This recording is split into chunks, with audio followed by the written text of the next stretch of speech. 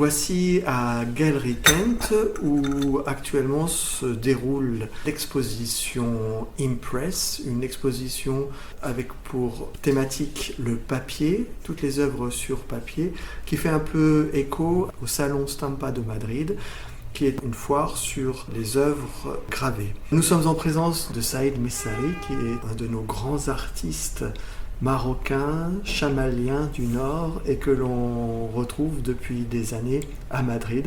Bonjour Saïd Messari. Ah, bonjour. Saïd Messari, comment devient-on un artiste quand on est un jeune tétouané? Comment? Comment? C'est très difficile. Non, il faut étudier. Tout simplement, non, dans l'école des Beaux-Arts.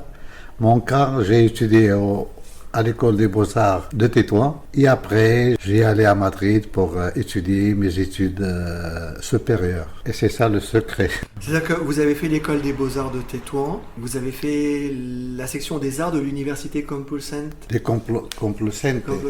de Madrid, et après vous avez fait aussi l'université autonome de Madrid. L'autonome de Madrid, oui. J'ai fait la carrière de la faculté des Beaux-Arts aux facultés de Beaux-Arts de Madrid, en Complutense. L'université Complutense. Non? Quand j'ai terminé la carrière, j'ai fait les cours monographiques de doctorat, de 3e cycle, ça s'appelle l'histoire de l'art à l'Autonoma, faculté des lettres. D'accord. Oui. Et ce 3e cycle portait sur quoi? Quel était le thème de votre thèse? Pues, non, c'est pas. J'ai fait seulement les cours monographiques. Je n'ai pas fait la thèse doctorale, non? Cours monographiques, c'est-à-dire? Les cours de doctorat, que ce sont des cours monographiques de 3e cycle pour préparer la thèse. D'accord. La thèse, je n'ai pas encore préparé la thèse doctorale. D'accord. Et comme diplôme, comme doctorado. De toute façon, c'est pas ça qui vous empêche non, d'être artiste. Non, seulement la culture et l'histoire, non? Et la peinture, la création. Ouais. Mais ce que j'aurais aimé savoir, c'est qu'est-ce qui fait qu'un petit garçon de Tétouan, dans les rues de Tétouan, décide de devenir artiste? Quand j'étais très petit, mon frère était l'ami d'un pionnier de l'art contemporain marocain, c'était Mohamed Chebba. Et ce sont des amis. Donc grâce à c'est Mohamed Chebba qu'il m'a injecté l'esprit de la création. Parce qu'il venait à la maison, il me donnait des cadeaux, de la peinture à aquarelle, de tempera, des papiers. Mais je n'ai jamais pensé d'étudier les beaux-arts. J'ai vu la nécessité d'améliorer mon esprit artistique. J'ai retourné à Tétouan parce que j'ai vécu avant à Rabat. Et je retournais à Tétouan pour étudier les 3 ans des Beaux-Arts. Non? Mais c'est une époque, quand vous êtes retourné aux Beaux-Arts à Tétouan, c'est les années 70, je suppose? C'est 70, 72. Ouais. C'est une époque où les Beaux-Arts de Tétouan étaient encore très marqués par le classicisme. Exactement, oui. J'ai étudié avec des professeurs qui sont en général académiques, comme Seigneur Ali Nakhcha, comme Fahar, comme Kimrara. Tous ces gens, ils ont étudié l'académie à l'école supérieure des Beaux-Arts de Madrid. Avec une très forte empreinte franquiste, sans doute très conservatrice. Le dessin, c'était une méthode très orthodoxe. Très académique, oui, c'est ça. La peinture aussi, non? Et j'ai étudié à l'école des Beaux-Arts. Première année, comme tout le monde, le dessin, la peinture, la sculpture, comme des idées basiques, non? Et après, je me spécialisais en décoration. Alors que dans votre travail, vous êtes tout sauf un décorateur finalement. En principe, oui.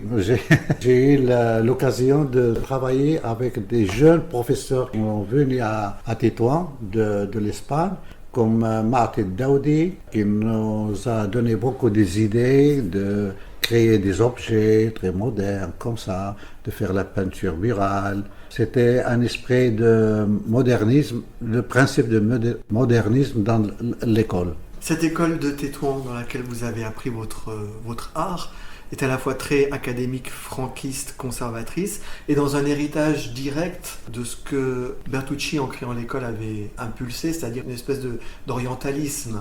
L'orientalisme, pour nous, c'était, il faut peindre le figuratif pour apprendre, non? C'était comme un genre de discipline, non? De savoir, de prendre, comment ça s'appelle, les proportions, mélanger les couleurs. Comme Bertucci, il a vécu à Tétouan, il a créé l'école. Donc c'était nous, avec notre professeur, nous étions plus proches de la peinture espagnole de cette époque. Alors comment s'affranchit-on de tout ça? Parce que finalement, vous avez fait une carrière de peintre très moderne, même presque post-moderne parfois. Comment est-ce qu'on s'affranchit d'un tel carcan de classicisme? Parce que j'ai eu l'occasion d'y aller à l'Espagne, mais en Espagne, dans cette époque, elle était dans une transition politique, une transition de franquisme. Post-franquisme. Ouais, c'est ça. Ouais, la préparation, et c'est par exemple. Mes professeurs de Tétouan, ils ont étudié à l'école supérieure de San Fernando. C'était académisme très orthodoxe. Mais à l'époque où j'étais à Madrid, quand j'arrivais à Madrid, j'ai arrivé à Madrid avec le changement de l'éducation des arts plastiques. Donc, il n'appartient pas à la faculté des beaux-arts, il n'appartient pas à l'école supérieure de San Fernando, sinon à la université de Complutense. Donc plus ouvert, plus intellectuel. C'était plus ouvert et en même temps, les Espagnols, ils ont commencé une époque ouverte au monde, révolutionnaire. Et c'est pour ça qu'ils m'ont changé tous les concepts que j'ai eus avant. Ça a été pour vous certainement un énorme changement fondamental dans votre vision du monde. Oui, bien sûr, parce que tout ce qui passe pour les Espagnols dans l'esprit créatif, il passe à moi aussi. Parce que c'est des conceptions modernes, des conceptions ouvertes au monde et à la modernité. Alors quelque part, vous avez suivi le même chemin que Pedro Almodóvar, on pourrait dire. Par exemple, oui, parce que grâce au mouvement de la Movida, parce que moi, j'ai eu toujours, je pense, j'étais afortunado, comme on dit. Chanceux. Chanceux, parce que j'ai trouvé une société qui est espagnole, qui est en plein d'ouvrir au monde. J'ai eu la chance de vivre la Movida d'Almodóvar. Et c'était très jeune pour moi, comme Marocain, c'était intéressant l'expérience, ouais. Pour les Espagnols aussi, je pense que c'est. Et bien sûr, moi, ouais. Et pour les Espagnols aussi. Donc, c'était un mouvement de la nouveauté, un mouvement de pragmatique, de libération, d'excès, ouais, de créer, ouais, c'est ça. Mais vous êtes resté sage. Votre travail, votre œuvre est une œuvre très sage, très littéraire. Je ne sais pas, parce que chaque artiste, il cherche sa identité. Et chaque artiste, il change sa langue. Et pour moi, je veux que mon travail sera qu'il a une certaine cohérence entre la forme et le contenu. Hein? Ouais, c'est ça. Alors la forme, c'est le papier. La forme, non, avant, je ne travaillais pas le papier. Le papier, j'ai commencé, ça fait presque entre 15 ans à 10 ans, comme ça. J'ai me spécialisé de travailler sur le papier.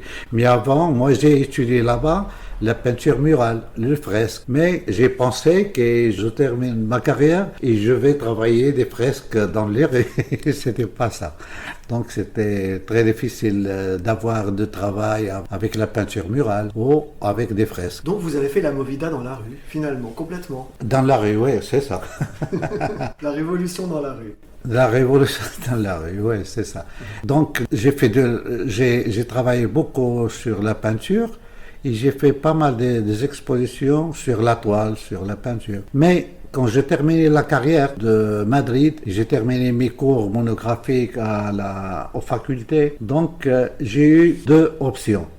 Une, de rester à Madrid, l'autre, de retourner au Maroc, parce que j'ai eu des diplômes pour travailler. Mon père, il m'a dit, qu'est-ce que tu vas faire ici? Parce que il a eu beaucoup de la raison. Parce que à l'époque, il avait très peu de galeries. Il n'y avait que des pionniers de l'art contemporain, mais il n'y a pas eu un mouvement de l'art au Maroc. Et ça, autant en Espagne qu'au Maroc. Il n'y avait pas tant de galeries que ça au Maroc, en Espagne non plus. En Espagne non plus, parce que les galeries qu'elle était modernisées, elle était très peu.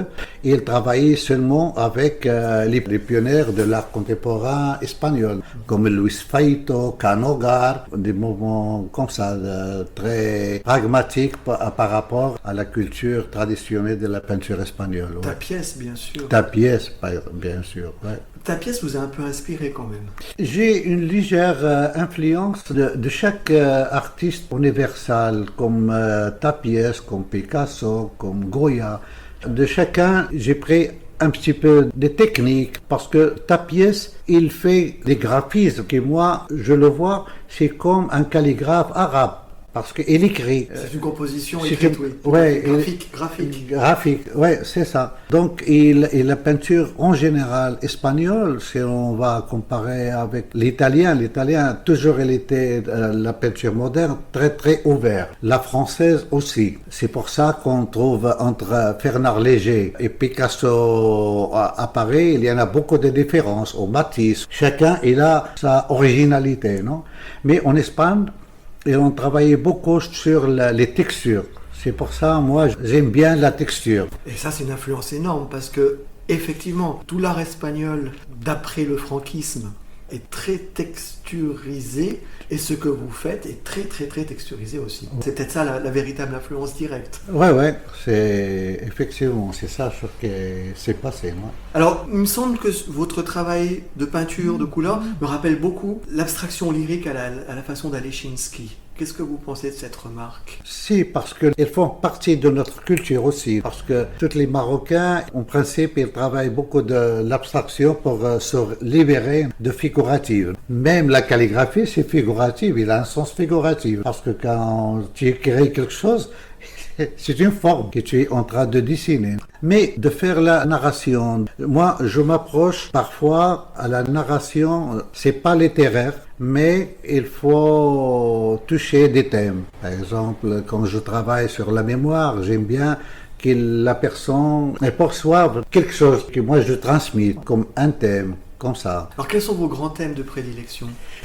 Dernièrement, je suis attrapé avec la mémoire et la technologie. La mémoire de l'être humain et la mémoire de la technologie. Et la confrontation qu'il y en a entre la technologie et l'homme, c'est ça.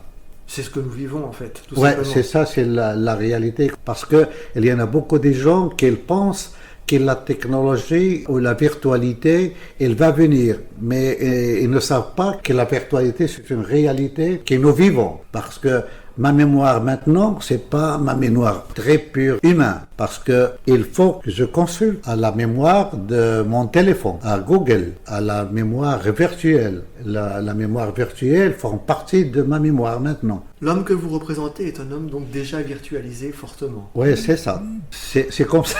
Ouais. C'est la réalité.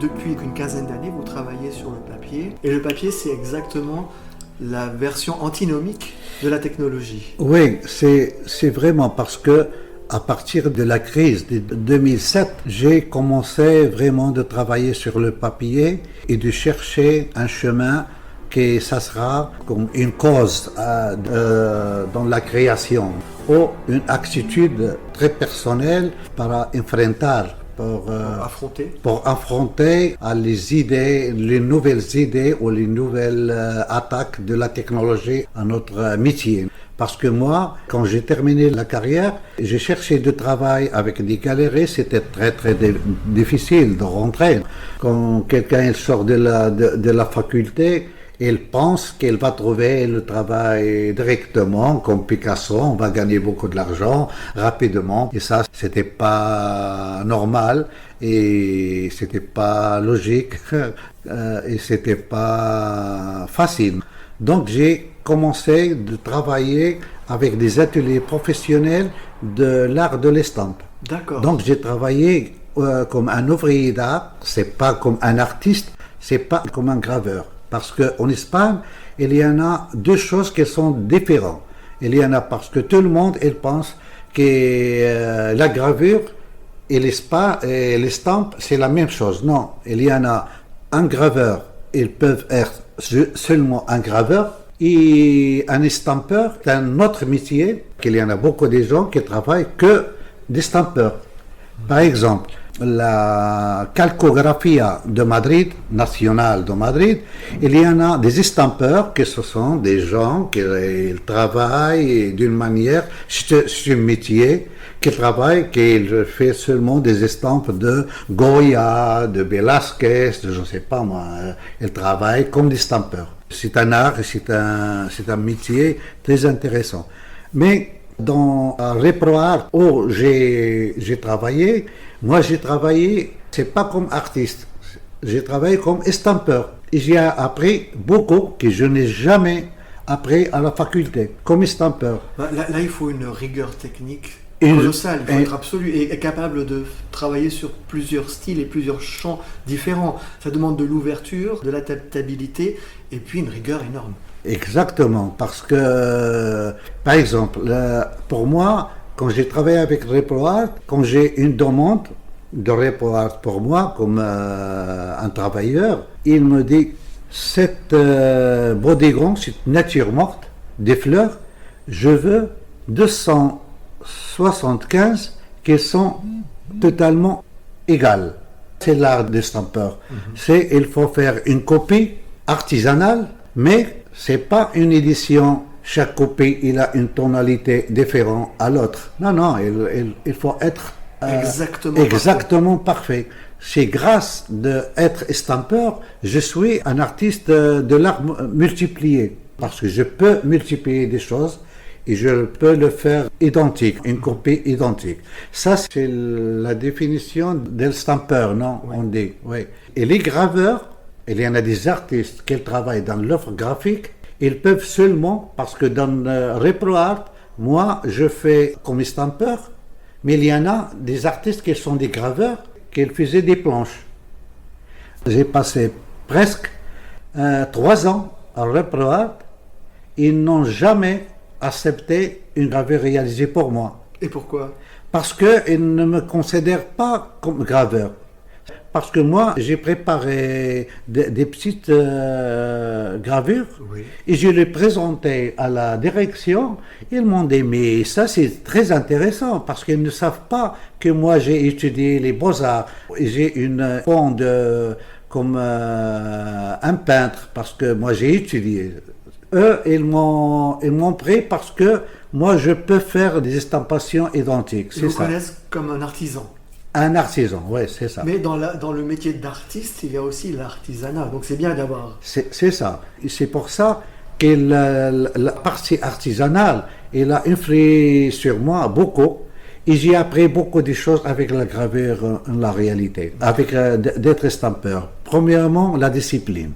Deuxièmement, de la concentration. Et troisièmement, de savoir comment tu peux travailler. Et parce que toujours dans les éditions de la gravure, S'il y en a une édition plus de 100, il y en a un problème. Ça bouge, il y en a un problème de 10 à 15% de perdida. De perte, ouais, c'est ça. Donc, un bon estampadeur, elle qui ne perd rien, elle qui perd par exemple 2 ou 3 ou 4. Ça c'est très intéressant. Donc, j'ai appris tout ça. Et quand il y a à l'époque, Reproap, il a commencé de me faire des contrats comme graveur, c'est une reconnaissance. Donc, mon niveau économique, il a changé et mon niveau artistique aussi. Donc, j'ai commencé de travailler et de penser de créer mon atelier de la gravure. J'ai ouvert mon premier atelier de la gravure à Madrid. Et j'ai commencé à travailler tout seul avec mon atelier. Ouais. Et puis il y a une grande tradition espagnole de la gravure, avec Goya, tous les grands Espagnols sont passés par la gravure. Oui, effectivement, la calcographia, elle a un patrimoine très très très intéressant parce qu'il y en a beaucoup de gens qui viennent à Madrid, ils ne connaissent pas ce que ça veut dire la calcographia. Donc tout le monde, il vient à Prado par exemple, à Reina Sofia, mais personne, il passe pour la calcographia parce que premièrement, il n'a pas la calcographia une grande publicité. Parce que le marché n'est pas énorme. Oui, mais c'est grâce au marché de la gravure avant la crise de 2007. Beaucoup des artistes qui ont offert des ateliers comme moi, et nous avions aussi une autre chance dans l'art. C'était la naissance de la foire de Stampa. Donc la naissance de la foire de Stampa, il m'a changé beaucoup ma vie professionnelle. Non seulement la mienne, aussi de tous les collègues espagnols, parce que c'était une philosophie très intéressante. C'est pour ça que je travaille sur le papier et sur la gravure, parce que la gravure, on le fait sur le papier, c'est pas sur le bois. Donc, Stampa, pour nous, c'est une reconnaissance et on a appris beaucoup parce que c'était chaque année, il faut participer à Stampa. Donc chaque année, c'est une foire et chaque année, il faut faire des nouveautés et chaque année, il faut améliorer le travail. Ça donne une visibilité et ça crée un marché. Oui, c'est ça. Les 10 premiers ans de Stampa, c'était a hecho la gravure en Espagne en bombe parce que toute la classe moyenne, ils ont changé de sa maison les affiches qu'il achète de Matisse à Paris dans un voyage de tourisme pour une gravure originale. Parce que l'œuvre d'art de la gravure de l'édition, elle a créé dans la classe moyenne un accès au marché de l'art. Il a aidé aux artistes, il a aidé aussi à la classe moyenne pour avoir une œuvre d'art simple, original, et ça c'est une révolution très intéressante. C'est une révolution, et puis de comprendre qu'il vaut mieux avoir une reproduction de type gravure ou estampe ou lithographie plutôt qu'un poster ou une affiche, et qu'il vaut mieux avoir une lithographie, une gravure ou enfin une estampe quelconque plutôt qu'une œuvre sur toile de mauvaise qualité, de troisième zone. Ça aussi. En même temps, moi j'ai participé, j'ai aidé, j'ai collaboré avec la direction de Stampa pour monter 2 stands de l'art de la gravure marocain, là-bas. Le premier stand c'était le Maroc, pays invité. Donc, quand le Maroc est pays invité, il ne paye pas les stands. Mais deuxième année, il faut payer un stand comme tous les pays participants, non? Et Stampa, il a pris une situation très intéressante dans le monde de la création parce que il a appuyé comment ça s'appelle, le travail sur la gravure et sur le papier, et ça c'était un caractère très intéressant. Mais à partir de 10 ans, Stampa il a commencé la compétition avec Arco. Ils ont commencé de changer la philosophie de la personnalité de Stampa. Ils ont commencé de faire la sculpture, la marché de l'art. Donc ils ont converti Stampa comme une deuxième foire de la peinture de l'art moderne comme Arco. Il n'a pas le même public, mais c'est une autre foire, non? C'est ça. Mais encore une fois, je pense que c'est pas étonnant que ça soit l'Espagne qui ait créé une foire, un salon comme Stampa, parce qu'il y a une tradition. C'est l'Espagne et l'Allemagne qui ont 2 grandes traditions de gravure en Europe.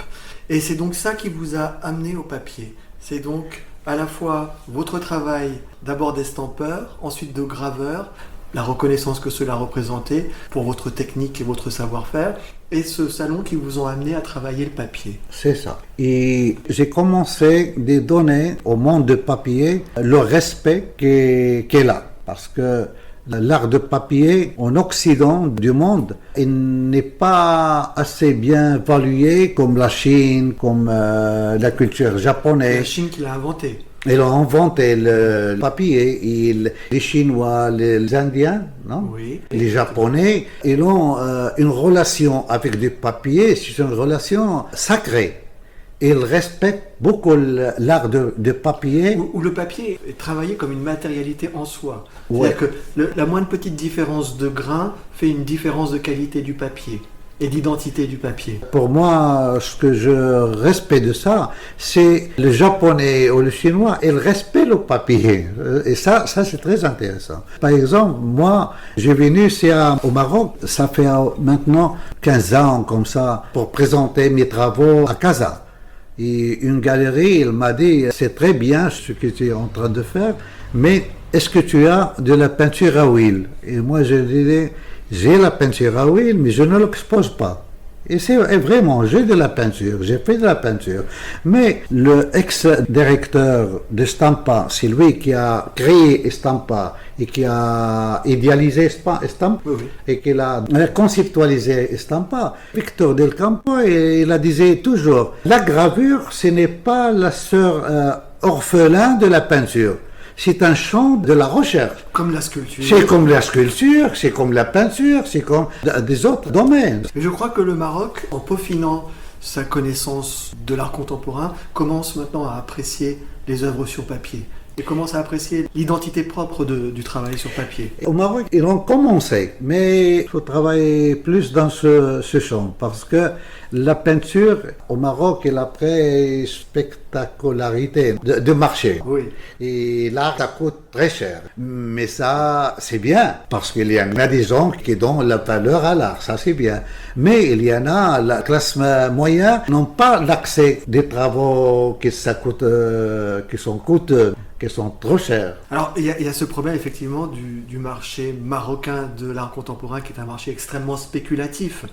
Mais n'oublions pas qu'il y a 10 ans, il n'y avait pas de marché du tout. Il y a 10 ans, il n'y avait pas de marché, donc il n'y avait pas de galerie, donc il n'y avait pas de musée, donc il n'y avait pas de reconnaissance, il n'y avait pas de revue. Et c'est grâce à cette spéculation qui est artificielle, mais ça existera toujours de toute façon, que les choses se sont structurées et que quelque part aujourd'hui, Melehi est reconnu comme il est reconnu de la façon dont il est reconnu, que chez Baha aussi il est, et que des plus jeunes le sont. C'est grâce à cette spéculation qui a permis de mettre les choses au niveau où elles sont. Ouais, c'est ça. Et le papier en bénéficiera très vite, je crois. J'espère, j'espère, parce que moi je travaille au papier, avec le papier.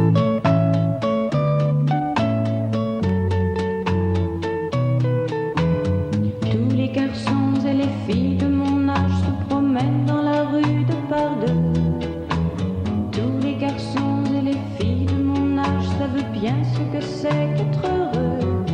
Et les yeux dans les yeux, et la main dans la main, ils s'en vont amoureux, sans peur du lendemain.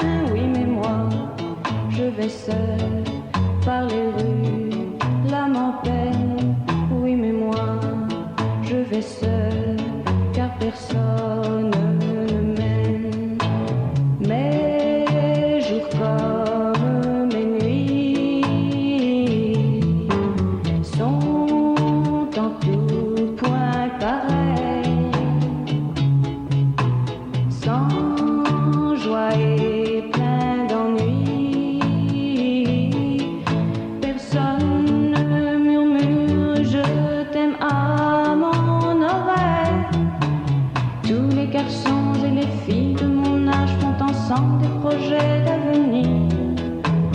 Tous les garçons et les filles de mon âge savent très bien ce qu'aimer veut dire. Et les yeux dans les yeux, et la main dans la main, ils s'en vont amoureux, sans peur du lendemain. Oui, mais moi, je vais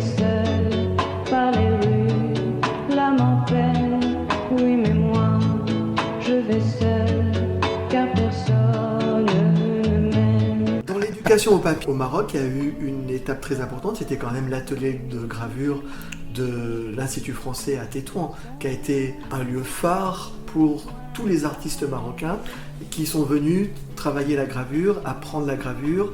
Si, parce que l'atelier de la gravure du Centre culturel français, c'est un des ateliers les plus anciens, le premier qu'il a commencé de faire les concepts de la gravure. D'inviter les artistes et d'inviter des artistes. Non, il a fait un papier très très intéressant. Hein. Moi, j'aimerais au futur que la galerie de la Croix, elle peut faire une rétrospective de tous les travaux, parce que si on va faire cette opération, ça c'est l'histoire, parce que tout ce qu'on fait aujourd'hui, demain c'est l'histoire. Et donc cet atelier, il a fait beaucoup de choses, non seulement pour les Marocains. Il a invité des Français, il a invité des grandes associations de la gravure. Pour moi, l'Institut, il m'a invité, j'ai fait une résidence là-bas et j'ai découvert qu'on passait beaucoup de personnes avant moi. Et grâce à ce contact, ils m'ont organisé une exposition individuelle à Montpellier.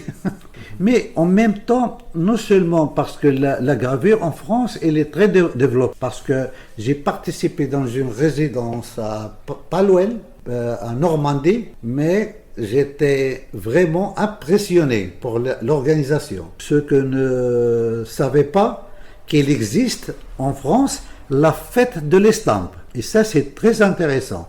Dans la même semaine, dans les plusieurs villes françaises, il ouvre tous les ateliers pour public, il y en a toutes les associations, ils travaillent.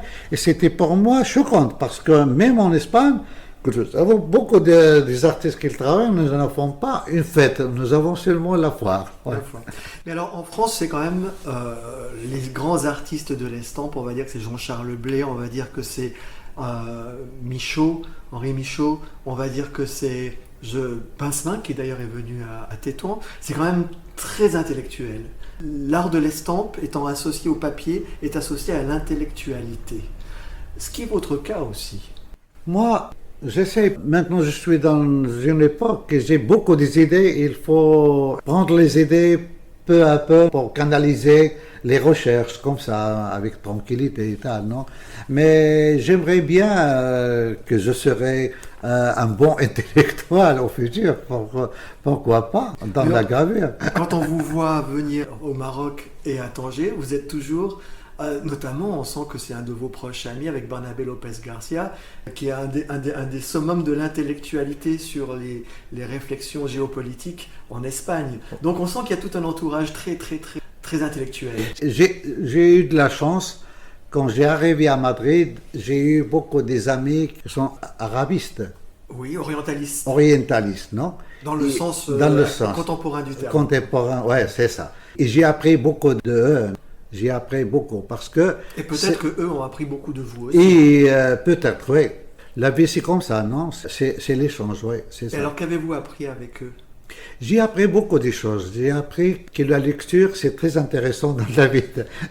Qu'il faut analyser les autres, auto-analyser aussi. Il faut se situer, spécialement pour l'expérience, moi, avec l'Espagne. Et eux, ils vont chercher de situer les Espagnols dans le monde. Donc, moi aussi, il faut que je cherche quelque chose comme ça. Oui, c'est ça.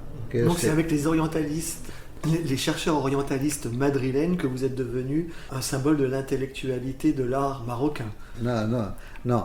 Pas encore, parce que c'est pour ça que j'ai fait les cours monographiques de doctorat en la faculté des beaux-arts, parce que je crois qu'il faut étudier, il faut être académique dans ce sens, d'étudier l'histoire de l'art, de la culture de l'art, tu vois. Il faut lire beaucoup.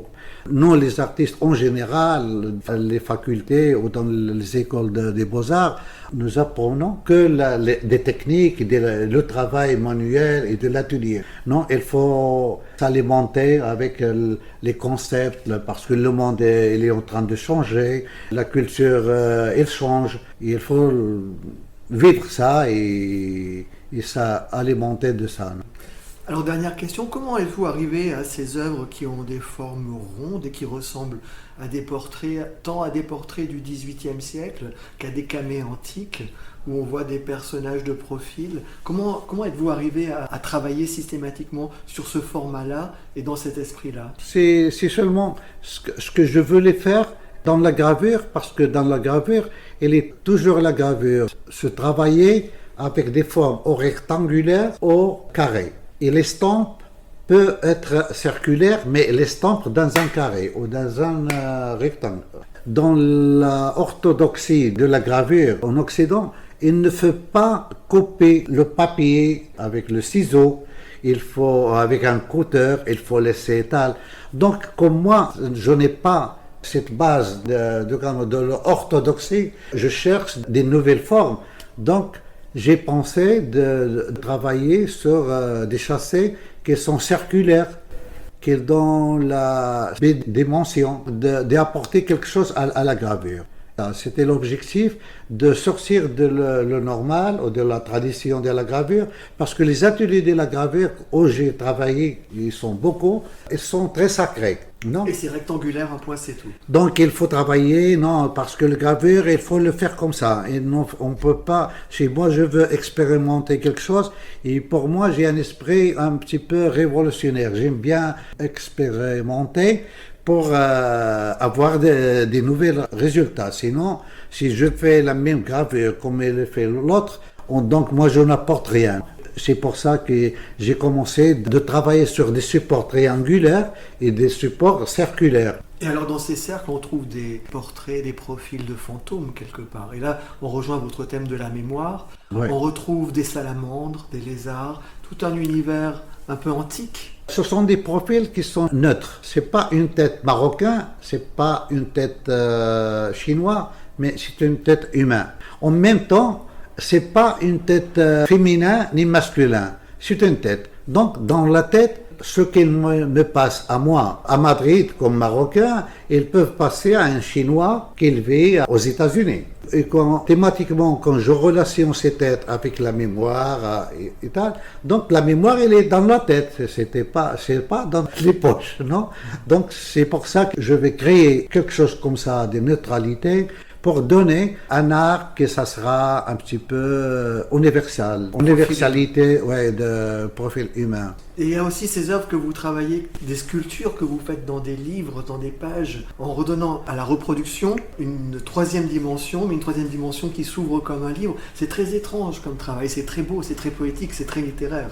Effectivement, parce que toujours je défends la création et la création pour la création. Parce que parfois, quand on a étudié beaucoup dans une école académique, l'étude académique ou l'éducation académique, était fait une canalisation très orthodoxe. Et ça, c'est bien et c'est pas bien. C'est bien pour une part parce qu'on a pris l'alphabet des gammes de la création.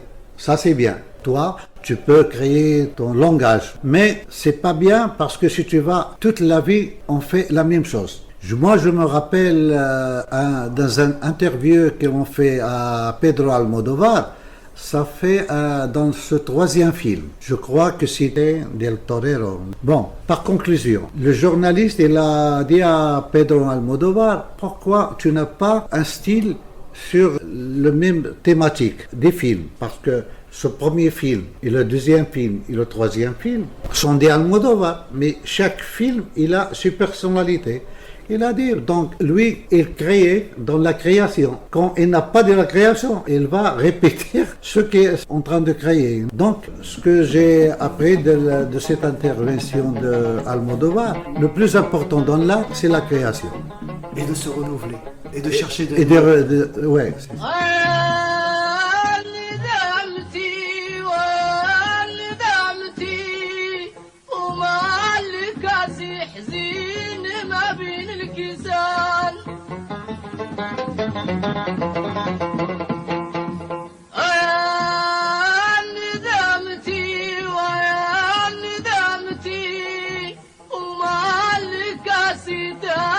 دايني نزات قوى علي الحزان ما الكاسي باكي وحدو ما الكاسي نادو حدو ما الكاسي يا وحدو هذا نكدو غاب سعدو يا الصينية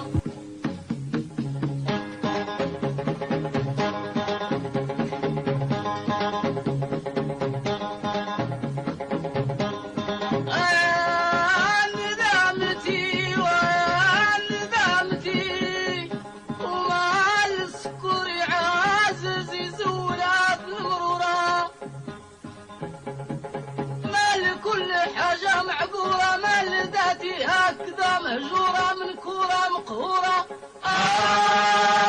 يا الصينية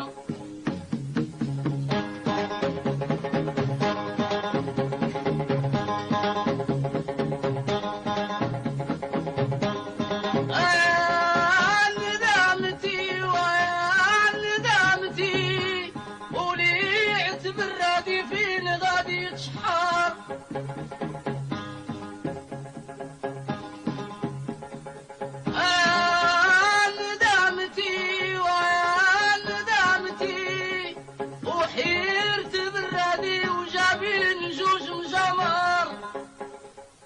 مجمر عامر بالفخر ومجمر بلطان هاجر فاخر صار ومادو قلبي المحروق بالبعالة شنود بالبراد يا الصين. Ça fait environ maintenant 5-6 ans que je connais votre travail, qui pour moi est très lié à la rencontre avec Galerie Kent, et c'est vraiment Galerie Kent qui vous représente très très bien en ce moment au Maroc. Les premières fois, et même par la suite, j'ai trouvé que votre travail me faisait penser à des travaux d'installationniste. Ça ressemble presque plus à des installations qu'à des œuvres classiques sur des cimaises. À partir de 2007, beaucoup des ateliers ont fermé à Madrid à cause de la crise. Beaucoup des amis qui ont perdu le travail et ont changé la métier. Moi, la gravure aussi, il a baissé la vente. Le marché de la gravure, depuis 2007-2008, il a commencé de baisser énormément. Donc moi, j'ai vécu une crise professionnelle et une crise économique parce que j'ai arrivé de penser comment je peux perdre mon métier que j'ai commencé depuis longtemps et qu'est-ce qu'il faut faire pour sauver ton métier. J'ai commencé c'est ça un des motifs, non? Des éléments, oui. Des éléments qui ont poussé de rapporter l'art de la gravure à l'installation. C'est comme ça qu'ils peuvent valuer la gravure parce que l'installation, elle est à la mode. Donc, j'apporte mon travail de la gravure à l'installation et j'apporte l'installation à la gravure. En même temps, j'apporte la gravure à la technologie et la technologie à la gravure. C'est pour ça que je ne veux pas perdre la manualité. Parce que ma manualité en arabe, elle a un terme très intéressant, c'est yadawi, de main. Je ne sais Artisanat. Pas. Artisanat, c'est quelque chose qui se travaille avec le yadawi, avec les mains. Comme ça. J'ai sauvé mon métier à travers et j'ai introduit mon métier dans le développement qu'on est en train de vivre. Quand je dis j'apporte la technologie à la gravure, maintenant j'ai fait le 3D, je travaille avec laser et tout ça, je suis en train de faire des gravures avec laser dans la gravure. Donc je suis en train de sauver mon travail. Ouais. Et alors, après la crise des subprimes de 2007, après la crise de la Covid, après la crise de la guerre d'Ukraine, vous l'avez sauvé votre travail? J'ai sauvé mon travail et je suis très heureux parce que maintenant, il ne m'interprète pas seulement comme un simple gravure, parce que j'ai converti mon gravure à une œuvre unique et qu'elle a une valeur comme la peinture et comme la sculpture et comme des autres pièces. Toutes ces graves crises vous ont obligé à vous penser vous-même comme un artiste, un grand artiste, et vous êtes devenu le grand artiste que vous êtes. Moi, je ne suis pas un grand artiste, mais merci. C'est moi qui vous remercie, Saïd Messari. Merci à Aziza Laraki et Dina de Galerie Kent de nous avoir accueillis. Ce 13e épisode de Détroit était consacré au plasticien, peintre, graveur, sculpteur Saïd Messari, venu à Tanger pour participer à l'exposition collective Impress à Galerie Kent, où s'est déroulé cet entretien en décembre 2022. L'occasion de revenir sur le parcours d'un artiste aussi profond et accompli que discret. Merci à Aziza Laraki et à Dina pour leur accueil et leur soutien. Numéro bricolé par Philippe Guiguet-Bologne, tout droit réservé. Merci aussi à Omar Mtiwi pour les musiques des génériques, solo de lutte extrait de son album Andalousie, ainsi qu'à l'ensemble Ibn Arabi pour la mélodie Linbi Rasoul Hagshok Al-Habd Fikr Ibn Arabi, et enfin à Dargnawa de Tanger. Les musiques d'accompagnement ont été gentiment empruntées à Manuel de Falla, Dances from the Sombrero, de Tres Picos, Danza del Molinero, interprété au piano par Benita Meshulam, Tous les garçons et les filles de mon âge de Françoise Hardy et Sinia de Nassel Riwan, tous les trois choisis par Saïd Messari.